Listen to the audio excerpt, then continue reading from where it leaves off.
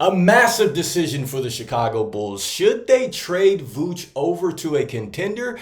Or should they hold on to Vooch and allow him to play out his contract? We're going to be breaking down an article that suggests that Vooch should be moved to a contender. And also we're going to be looking into the trade finder, where I suggest some trades that might help out the Chicago Bulls. This is your host, Rico Greenhowe. You found yourself on another episode of Bulls Digest. And so we're going to jump first into this article that suggests that Vooch should be moved over to the Pelicans. All right. And so you can find this under the Bulls should be trying to trade Vooch to this contender, which is the Pelicans.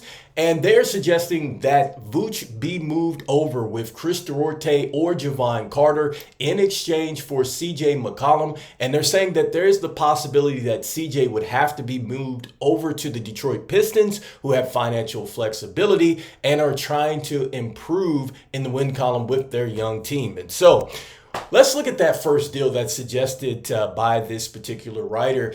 And I think that it does make sense for the Pelicans. They need a center at this point in time. They only have Daniel Tice on the roster.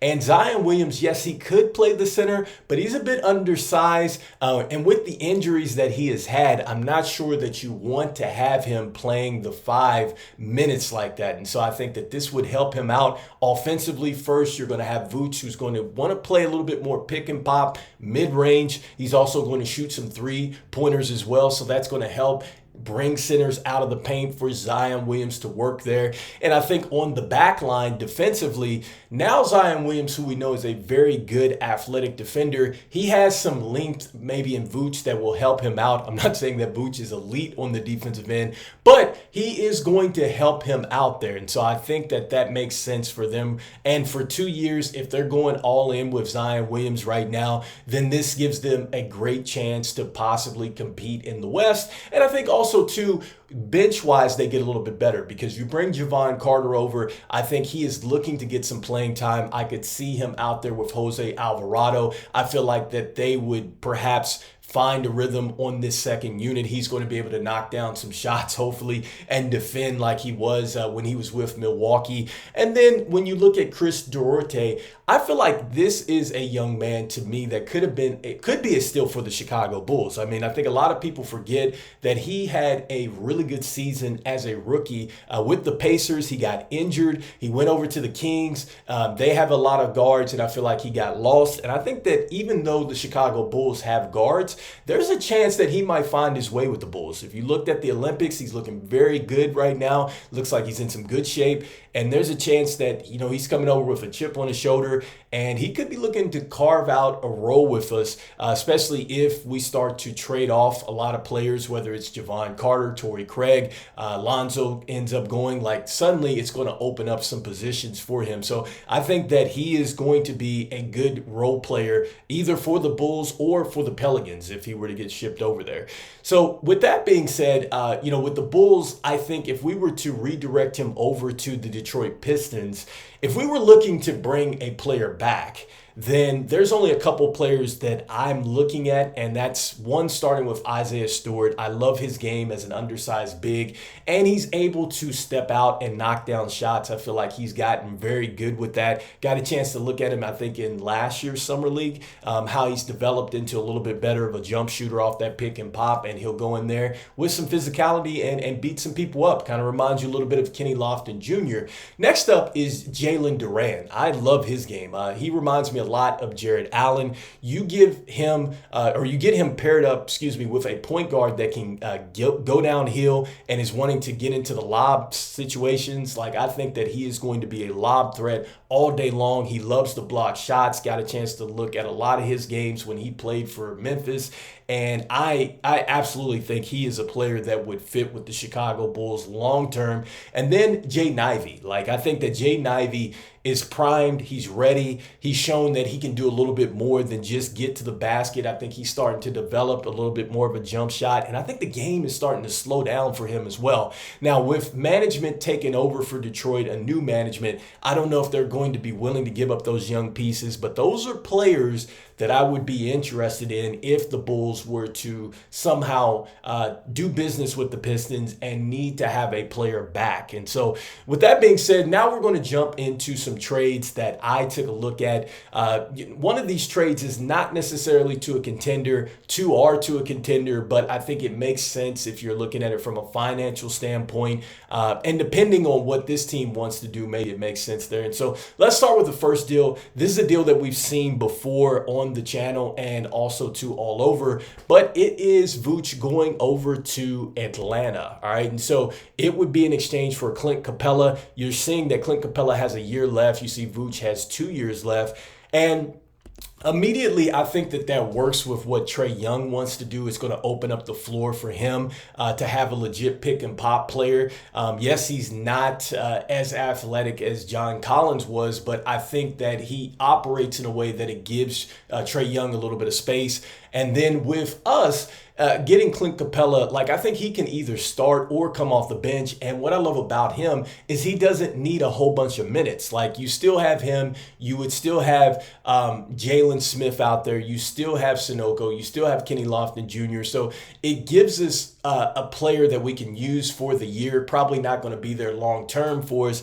And the one thing that I love about him is not only is he a lob threat, but I think he still can give you some interior presence on the defensive end. And he is used to playing in small ball lineups. Go back to where he played with Houston. He excelled in that. Now, I know he's a little bit older. You know, Billy Donovan likes to roll out small ball lineups. So I think that if he's forced into that, he's going to be able to adapt, and that certainly would help us out. So this next particular deal is a deal we've talked about a little bit before, but I've tweaked it a little bit because this player has been in trade talks the last couple days, and I think that the Bulls might want to take a chance with him based off his age and the fact that he's had some experience on the big stage. And so this particular player is Robert Williams III. I think that we could get him in exchange, sending Vooch over to the Grizzlies, and then the Grizzlies send Brandon Clark over to the Trailblazers. All right, and so with Vooch going to the Grizzlies, I think that this helps Zach Edey out, especially if there's injury concerns. He did get injured over the summer league. And also, too, if he gets in foul trouble, then you have an experienced center for the next couple seasons, that is going to help Memphis really compete. So I think that makes a lot of sense there for them. And they also get a center that's going to stretch the floor a little bit. So I think that they would want that. I'm not sure that John Morant's necessarily had that, a center that can go ahead and knock down shots like that. So that would be huge for the Grizzlies. And then with Portland, what they're going to get is they get an immediate player that is going to play in the front court at the 4 for them.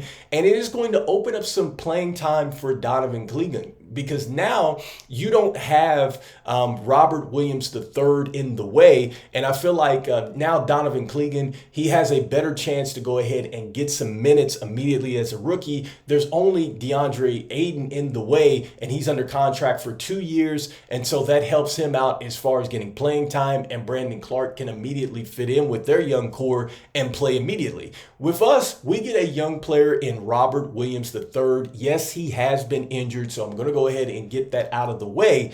But if he is healthy, then he absolutely is a player that would fit, I think, the timeline for the Chicago Bulls. He's going to give you a defensive presence out there. If he can get anywhere near where he was with the Boston Celtics as far as getting 10 points a game, close to 8-9 rebounds a game, you love that. And then you have to like the fact that he would be playing with guards that are liking to get downhill. He's going to be a lob threat there. I just think that he brings a level of physicality and then experience that the Chicago Bulls would want on their front line. So I think that makes sense. And he also gets into a position where he actually gets a chance to play. It's not backed up like it is in Portland. So I think that this is an opportunity for him. The Chicago Bulls are looking to give players opportunities. All right, so lastly, this deal is a huge stretch, but we would be getting back a player that if we were to have made the Zach LaVine deal to the Kings, we would have got this player back. I like him a ton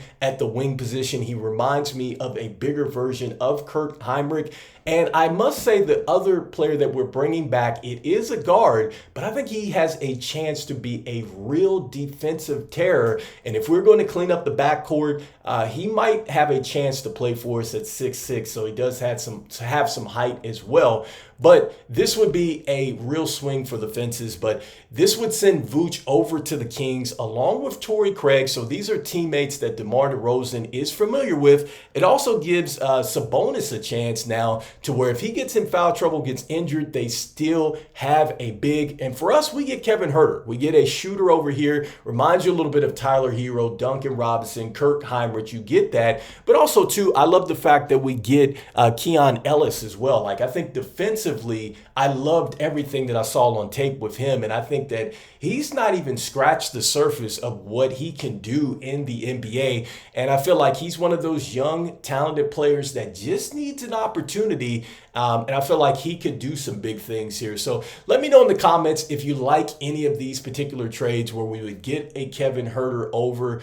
Do you like that trade where we would get Robert Williams III over? Or do you like the trade where, hey, we just take that 1-year chance with Clint Capela? Do you like what the writers suggest when we would get a player like CJ McCollum over and then maybe we redirect him to the Pistons for something? Let me know what you're thinking in the comments here. Just want to thank everybody for liking, sharing, and commenting on the videos. It means a whole bunch to us here at Bulls Digest, and we're trying to reach our goal of 5,000 subscribers. Want to let you know that 65.8% of you that watch the videos are not subscribed, so continue to keep mashing on that subscribe button for me.